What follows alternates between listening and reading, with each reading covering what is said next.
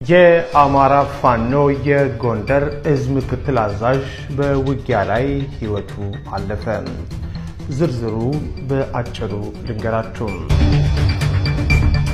በብዙዎች ዘንድ ይታወቃል። ሻለቃ ውባንተ አባተ ይባላል። ከዚህ በፊት የፌዴራል ፖሊስ አባል ነበር።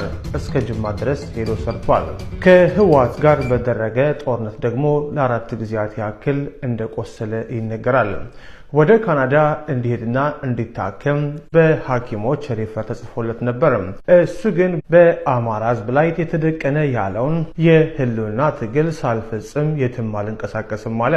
በቅድሚያ በጎንደር ፋኖ የጎና ክፍለ ጦር አዛዥ ሆኖ ተዋግቷል። በኋላም በቅርቡ የተመሰረተው የጎንደር እዝ ምክትል አዛዥ ነበረ።